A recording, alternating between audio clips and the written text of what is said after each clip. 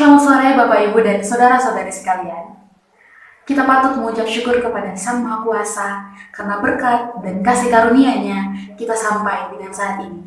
Kita telah melakukan aktivitas kita hari lepas hari dan kita kembali lagi pada hari ini, hari Selasa 6 Juli 2021 untuk sama-sama berdiskusi dan merenungkan firman Tuhan dalam PA hari ini. Bapak Ibu dan saudara-saudari sekalian, sebelum kita mendengarkan serta merenungkan sabda kebenaran firman Tuhan, mari kita berdoa. Tak henti-hentinya kami mengucap syukur Tuhan atas berkat-Mu Bapa. Hari ini Tuhan, kami bersama-sama datang ke hadapan hadirat-Mu Bapa, dan kami membawa pergumulan kami. Hari ini Tuhan, kami menyerahkan persekutuan PA kami hari ini, boleh jadi dalam nama anak-Mu Yesus Kristus. Biarlah hari ini, persekutuan ini, PA ini, dan perenungan firman Tuhan yang akan kami dengarkan juga boleh berlangsung dari awal pertengahan hingga boleh berakhir dengan baik Bapak. Berkati hamba-Mu juga yang akan memberitakan firman Tuhan. Biarlah firman Tuhan yang akan kami dengarkan boleh menjadi berkat dan boleh kami lakukan dalam kehidupan kami hari lepas hari. Di dalam nama Yesus Kristus, firman yang hidup itu, kami berdoa. Amin. Baik Bapak Ibu dan saudara-saudari sekalian, tema kita pada sore hari ini ialah cukuplah kasih karunia-Mu. Bapak Ibu dan saudara-saudari sekalian, saya percaya bahwa kita tidak asing lagi dengan tema ini. Karena sebagai orang percaya, kita tidak pernah luput dari kasih karunia Tuhan. Bapak Ibu dan saudara-saudara sekalian, sebelum kita masuk dalam diskusi dan perenungan yang akan dibawakan oleh Bapak Widiatmoko, mari kita memuji Tuhan atas berkat-Nya dan kasih karunia-Nya kepada kita lewat pujian berkat kasih karunia-Mu.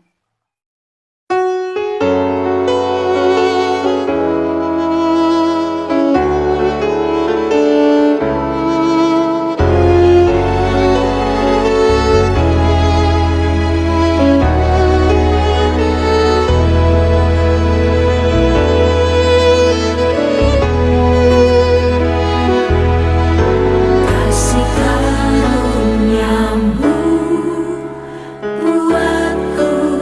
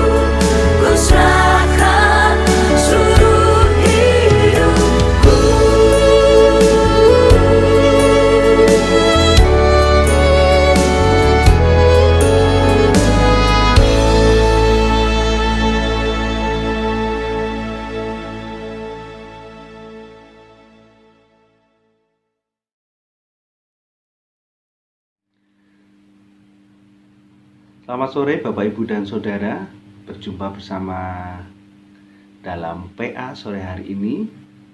Saya yakin dan percaya bahwa setiap kita diberikan kebahagiaan, sukacita dan damai sejahtera dari Tuhan. Sehingga di masa-masa saat ini kita tetap berbahagia, tetap mempunyai pengharapan yang indah bersama Tuhan Yesus. Ya, Bapak Ibu dan Saudara,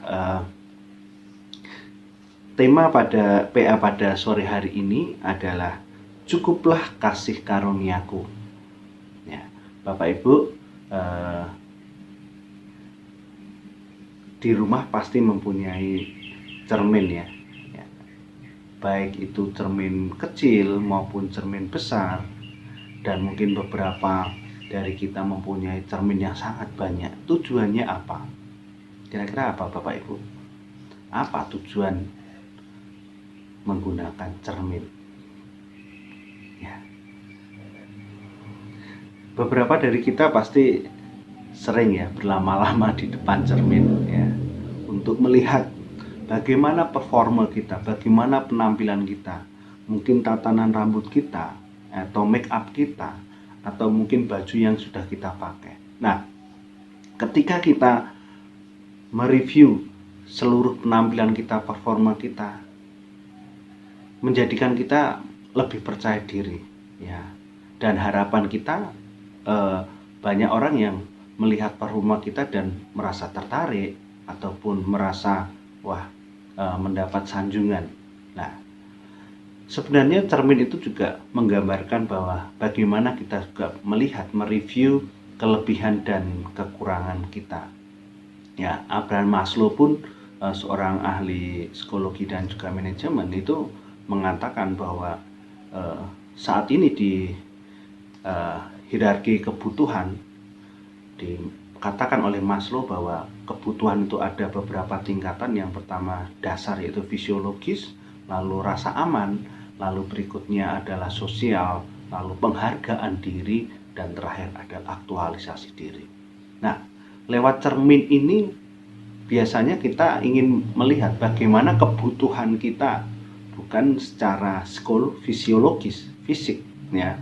Sebenarnya yang dituju bukan fisiknya, tapi langsung melompat, yaitu kebutuhan terhadap penghargaan diri dan juga aktualisasi diri. Apalagi saat ini di era modern, di era digital, banyak dari kita yang sering ya, ataupun sebagian orang juga sering mempost ya, post ataupun memposting gambar-gambar, video-video yang ingin menunjukkan kekuatan dari kita, kekuatan ataupun kelebihan dari kita, dan menekan ataupun mengurangi sedikit, menunjukkan kelemahan dari kita ya. Beda ya, mungkin secara teoritis ya kita inginnya kebutuhan yang pertama adalah fisiologis ya, makan, minum dan lain sebagainya. Tetapi di era digital saat ini, di era modern ini, kebutuhan akan penampilan, akan performa, untuk menunjukkan kelebihan, mengurangi kekurangan kita, untuk mendapatkan achievement, penghargaan, dan juga aktualisasi diri ini sangat-sangat dipentingkan oleh mungkin sebagian orang. Nah, Bapak Ibu, kita akan mencoba pada sore hari ini, pada sore hari ini kita akan belajar dari Rasul Paulus, bagaimana Rasul Paulus ini mengelola kelebihan dan kekurangan yang didapatkan ataupun yang dianugerahkan, dikaruniakan oleh Tuhan. Ayat Alkitab yang mendasari PA pada sore hari ini terambil dari 2 Korintus 12 ayat 1 sampai 10. 2 Korintus 12 ayat 1 sampai dengan yang ke-10. Aku harus bermegah, sekalipun memang hal itu tidak ada faedahnya. Namun demikian aku hendak memberitakan penglihatan-penglihatan dan penyataan-penyataan yang kuterima dari Tuhan. Aku tahu tentang seorang Kristen 14 tahun yang lampau. Entah di dalam tubuh aku tidak tahu, entah di luar tubuh aku tidak tahu. Allah yang mengetahuinya. orang itu tiba-tiba diangkat ke tingkat yang ketiga dari surga. Aku juga tahu tentang orang itu, entah di dalam tubuh, entah di luar tubuh. Aku tidak tahu. Allah yang mengetahuinya. Ia tiba-tiba diangkat ke Firdaus, dan ia mendengar kata-kata yang tak terkatakan, yang tidak boleh diucapkan manusia. Atas orang itu aku hendak bermegah, tetapi atas diriku sendiri aku tidak akan bermegah, selain atas kelemahan-kelemahanku. Sebab sekiranya aku hendak bermegah juga, aku bukan orang bodoh lagi, karena aku mengatakan kebenaran, tetapi aku menahan diriku, supaya jangan ada orang yang menghitungkan kepadaku lebih daripada yang mereka lihat padaku, atau yang mereka dengar daripadaku. Dan supaya aku jangan meninggikan diri karena pernyataan-pernyataan yang luar biasa itu, maka aku diberi suatu duri dalam dagingku, yaitu seorang utusan iblis untuk mengocoh aku, supaya aku jangan meninggikan diri. Tetapi hal itu aku sudah 3 kali berseru kepada Tuhan, supaya utusan iblis itu mundur daripadaku. Tetapi jawab Tuhan kepadaku, cukuplah kasih karuniaku bagimu, sebab justru dalam kelemahanlah kuasaku menjadi sempurna. Sebab itu terlebih suka aku bermegah atas kelemahanku, supaya kuasa Kristus turun menaungi aku. Karena itu aku senang dan rela di dalam kelemahan, di dalam siksaan, di dalam kesukaran, di dalam penganiayaan dan kesesakan oleh karena Kristus. Sebab jika aku lemah, maka aku kuat. Demikianlah pemberitaan firman Tuhan, dan berbahagialah untuk kita yang senantiasa mendengar dan melakukannya di dalam setiap kehidupan kita. Bapak, Ibu, dan Saudara, ya, di dalam 2 Korintus 12 ayat 1-10 ini sebenarnya Rasul Paulus ingin menjawab tuduhan daripada rasul-rasul palsu yang meragukan kerasulan dari Rasul Paulus ini. Ya, di 2 Korintus 11 ayat 5, Rasul Paulus mengatakan bahwa rasul-rasul palsu itu disebutkan oleh Rasul Paulus adalah rasul yang tak ada taranya. Ya. Jadi kenapa dikatakan rasul yang tidak ada taranya? Karena mereka sangat membanggakan karunia-karunia spiritual yang mereka dapatkan, baik itu berkata-kata bijak, penglihatan ilahi, maupun mukjizat, bisa mengadakan mukjizat-mukjizat. Nah, rasul-rasul palsu ini sangat membanggakan hal tersebut. Dan sebenarnya Rasul Paulus di dalam ayat yang pertama pun ingin menyindir mereka bahwa aku pun juga sebenarnya mendapatkan karunia spiritual tersebut. Tetapi dikatakan oleh Rasul Paulus, aku tidak bermegah karena hal itu tidak ada faedahnya. Ya, jadi sebenarnya Rasul Paulus ingin menegaskan sekali lagi bahwa Rasul Paulus tidak lebih rendah daripada rasul-rasul palsu tersebut. Ya, jadi diceritakan oleh Rasul Paulus bagaimana Rasul Paulus ini diberikan karunia hikmat dari Tuhan, ya, bagaimana melakukan perjumpaan dengan Tuhan secara pribadi. Ya. Tetapi pada yang menjadi penekanan daripada seorang Paulus pada saat ini adalah bagaimana Paulus ini tidak ingin bermegah atas kehebatannya, melainkan atas kerapuhannya atau kelemahannya. Ya. Bagi Paulus, kerasulan seseorang terlihat ketika ia bersedia merengkuh kelemahannya dan memberi ruang bagi kuasa Kristus untuk dinyatakan. Ya, jadi di dalam kelemahan, ya, dikatakan oleh Rasul Paulus bahwa aku diberi suatu duri di dalam dagingku. Ya, jadi ada kelemahan di dalam kekuatan yang dimiliki oleh Rasul Paulus. Nah, ini menjadikan pandangan Rasul Paulus bahwa dengan kelemahan itu dikatakan bahwa dengan kelemahan aku menjadi lebih kuat. Dan di ayat yang ke-9 pun juga ditegaskan bagaimana pandangan Paulus ini juga lebih banyak dipengaruhi oleh pengalaman hidupnya, pengalaman bagaimana perjumpaan dengan Tuhan. Kita baca di ayat yang ke-9, tetapi jawab Tuhan kepadaku, cukuplah kasih karuniaku bagimu, sebab justru dalam kelemahan kuasaku menjadi sempurna. Sebab itu terlebih suka aku bermegah atas kelemahanku, supaya kuasa Kristus turun menaungi aku. Jadi kelemahanlah yang menguatkan seorang Paulus. Jika seorang Paulus ini tidak memiliki kelemahan, ya, pasti dia akan menjadi orang yang besar kepala, sombong, ya, dengan semua apa yang dimilikinya, kelebihan dan berkat-berkat ataupun karunia spiritual yang dimiliki oleh Paulus. Namun dalam kelemahannya, Paulus menggantungkan kehidupan dan pengharapan kepada Allah. Paulus menyadari bahwa kasih karunia Allah sudah cukup baginya, ya, sudah cukup baginya, sehingga ia tidak perlu lagi menyembunyikan kelemahannya atau menonjolkan kehebatannya. Bagaimana seorang Paulus pun diberikan hikmat kebijaksanaan untuk mengelola baik kelemahannya maupun kelebihan. Jadi yang lemah juga tidak disembunyikan, yang hebat tidak terlalu ditonjolkan, tetapi semuanya adalah untuk memuliakan Tuhan.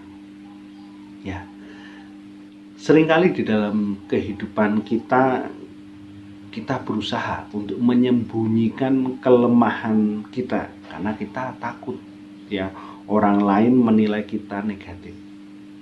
Kita berusaha menyembunyikan kelemahan kita, tetapi kita counter dengan menunjukkan kehebatan dan kelebihan kita. Untuk apa? Nah, untuk kita mendapatkan penghargaan dari orang lain. Nah, Bapak, Ibu, dan Saudara, lewat pengantar PA pada sore hari ini kita bisa belajar dari Rasul Paulus bagaimana kita bisa mengelola kelemahan dan juga kelebihan yang kita punyai untuk kita bisa berelasi dengan orang lain. Bagaimana kita juga bisa berelasi dengan Tuhan. Biarlah teladan yang diberikan oleh Rasul Paulus ini bisa memberi makna di dalam setiap kehidupan kita. Amin. Ya. Bapak Ibu, ini adalah pengantar dari PA pada sore hari ini, dan Bapak, Ibu, dan serta saudara bisa melanjutkan dengan berdiskusi bersama keluarga ataupun merenungkan secara pribadi lewat panduan diskusi yang sudah ada, yaitu yang mungkin saya bacakan. Yang pertama, apakah saudara menyadari mempunyai kelebihan dan kekurangan? Bagaimana saudara mengelola kelebihan dan kekurangan itu? Nah, Bapak Ibu, silahkan untuk menginventaris kelebihan apa yang Bapak Ibu punyai, kelemahan apa yang Bapak Ibu serta saudara punyai. Kalau bisa minimal 5. Nah, biasanya ini tingkat yang sulit, dan di psikotes itu biasanya suruh menyebutkan 5 kelebihan dan 5 kekurangan. Nah, pada saat ini bagaimana yang sudah Bapak Ibu lakukan untuk mengelola kelebihan dan kekurangan yang Bapak Ibu punyai.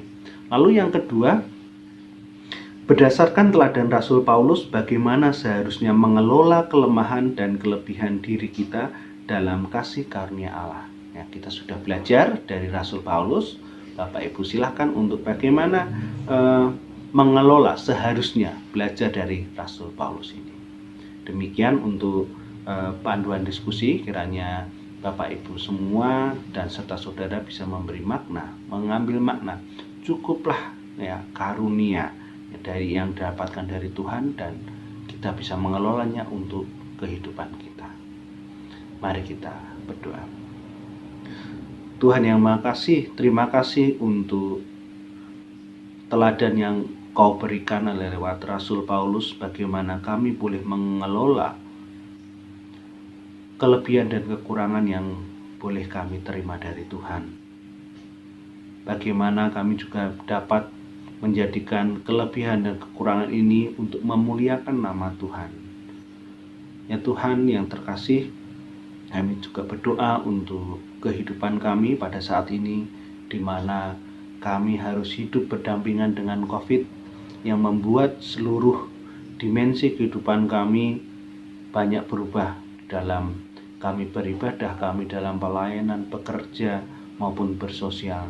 Kiranya Tuhan sendiri yang ikut campur di dalam kehidupan kami, dan sukacitamu tetap ada di dalam hati kami di masa-masa pandemi ini.